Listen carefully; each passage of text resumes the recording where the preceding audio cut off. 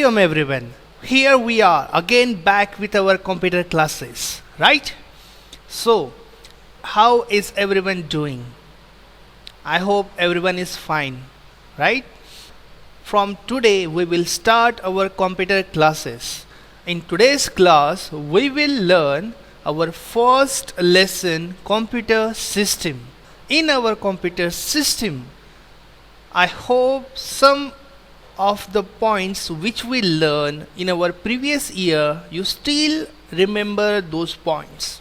Now we will revise few of those points and we will start with new concepts also.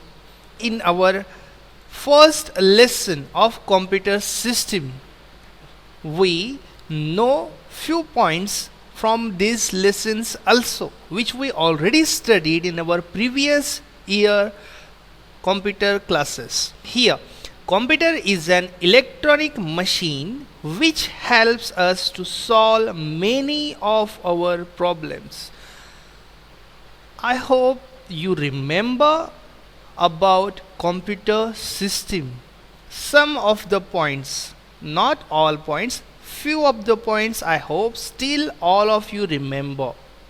Like, first thing, computer is an electronic machine, right? Remember that machine concept, why we use machines? Because machines makes our work easy, right? Our computer is also a machine, but which kind of machine our computer is? It's an electronic machine. Okay, it's an electronic machine which works on electricity. Electricity is essential, is needed for our computer to work properly. Without electricity it will not work. Okay, computer is an electronic machine which helps us to solve many of our problems. Now, which kind of problems, which kind of work our computer helps us to do? Like, it can work very quickly without making any mistakes. Remember, when you do mathematics calculations, addition, subtractions, or remembering the tables, remember our assembly? We always practice tables every day in morning. Sometimes we do mistakes, right, in calculations, or sometimes when we do study, few of the points we forgot, right? Now our computer, it never forgets anything, it never forgets anything, or it never do any kind of mistakes. कभी वो mistakes नहीं करता है, कभी नहीं, और कभी भी कुछ भी नहीं बोलता है, because it's an machine, an electronic machine. Okay, now after this, computer does not work on its own. Remember, last year we studied and we discussed on few points also. Like, have you seen any TV starts automatically or changes the channels automatically? Never. Correct? Or have you seen any motorcycle run on its own? No. Right? What about cars? Cars also don't run on its own. Need to drive it. Someone needs to drive it. I'm not talking about the Tarzan the Wonder car which runs automatically. Right? It's a movie. Those things are not real. Now, computer is also a kind of a machine, an electronic machine. And for machine to work, someone need to operate it. Means someone need to give instructions to those machines so they can function properly. And our computer is also a machine, so it will not work on its own. अगर वो अपने आप से काम करना शुरू करता है ना, तो समझ जाना चाहिए कुछ तो गड़बड़ है बाबा, है ना? Because computer is an electronic machine. और कोई भी मशीन हो वो अपने आप खुद से काम नहीं करती है, उसे कुछ ना कुछ इंस्ट्रक्शंस देनी पड़ती है। हाँ, now it needs user instructions to do any type of work। उससे हमेशा यूज़र के इंस्ट्रक्शंस की ज़रूरत पड़ती है कोई भी काम करने के लिए। विदाउट यूज़र के इंस्ट्रक्शंस वो काम नहीं कर सकती, बिल्कुल नहीं कर सकती। ठीक है, अब इसके बाद में हमने क्या सीखा? पहले तो सीखा computer is an electronic machine which helps us to solve many of our problems. It can work very quickly without making any mistake. Computer electronic machine है जो हमारे बहुत से काम करने में हेल्प करती है, और कंप्यूटर कभी भी कोई भी मिस्टेक नहीं करता है और ना ही वो कभी कुछ भूलता है। वो हमेशा उसे सब याद रहता है, वो कभी कुछ नहीं भूलता।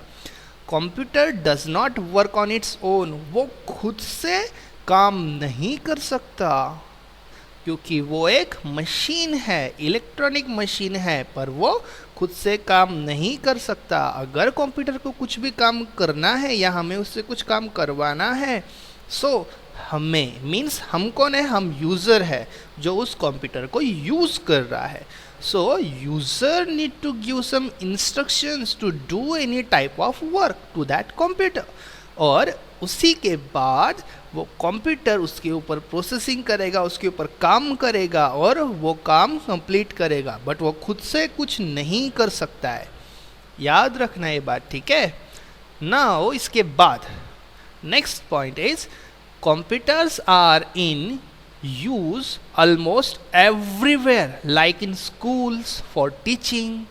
याद है ना, हमारे स्कूल में भी कंप्यूटर्स है, हमारे कंप्यूटर लैब में, और हम क्या करते हैं वहाँ पे जाके हम प्रैक्टिकल्स करते हैं।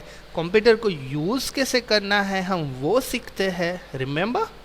सो इसी तरह से इन schools for teaching, hospitals for keeping patients record by the doctors।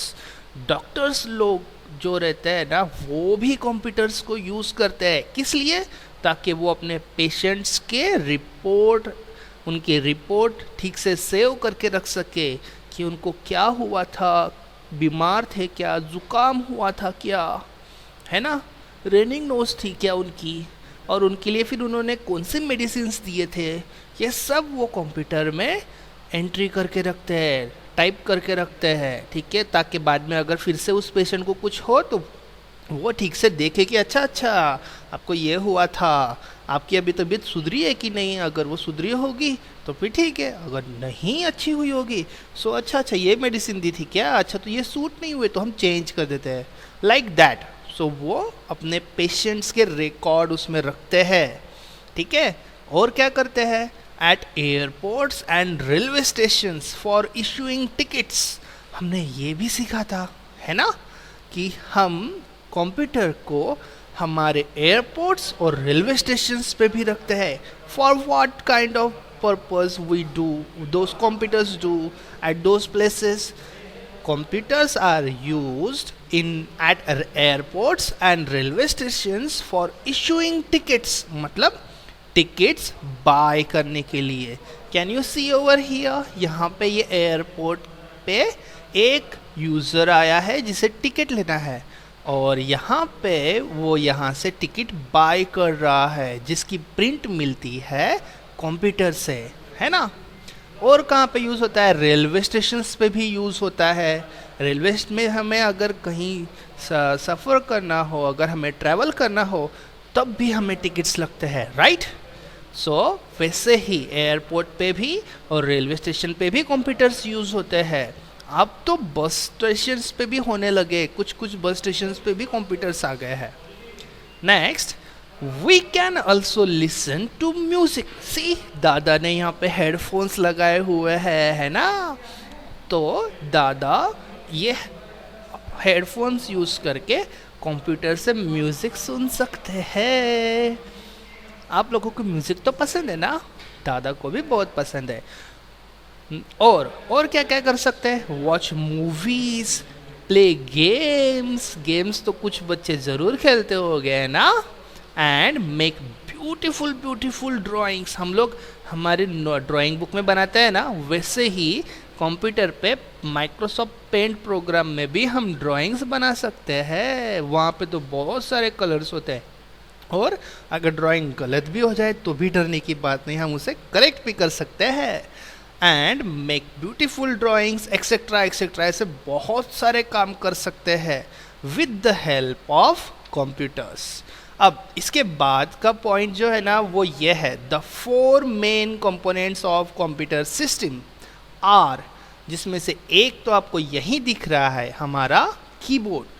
Computer system के 4 मेन कंपोनेंट्स होते हैं। How many? 4, 1 2 3 एंड 4। और ये 4 कंपोनेंट में से फर्स्ट कंपोनेंट कौन सा है? हमारा keyboard. And second one is mouse, third one is monitor, and the fourth one is our CPU. CPU पता है ना सबको, brain of the computer, correct. और ये है हमारे 4 main components of computer systems, ठीक है। अब आज आप सभी को कंप्यूटर के टेक्स्ट बुक में से फर्स्ट लेसन ओपन करना है, which is on page number 7। And page number 7 पे फर्स्ट हमारे जो ये इंस्ट्रक्शंस है, जो पॉइंट्स है, वो रीड करने हैं स्लोली स्लोली। और उसके बाद पेज नंबर 8 ओपन करना है, और page number 8 sorry only page number 7 तक ही करना है। आज के दिन ओनली 1 पेज। नेक्स्ट क्लास में हम इसके आगे के पॉइंट जो है ना उसके बारे में सीखेंगे, ठीक है। नाउ आई होप आपको आज का हमारा जो क्लास था कंप्यूटर का वो अच्छा लगा होगा, कुछ पॉइंट्स समझ में आए होंगे, और फ्यू ऑफ द पॉइंट्स जो हमने लास्ट ईयर सीखे थे वो फिर से एक बार रिवाइज होके होंगे, है ना। एंड आई होप अंकुश दादा को देख के मज़ा आ रहा होगा ना, है ना। Okay, so that's it for today's class. Hari Om, we will meet in our next class. So तब तक अच्छे रहो, घर में रहो, stay in home, stay safe, and keep all the precautions. Okay, Hari Om.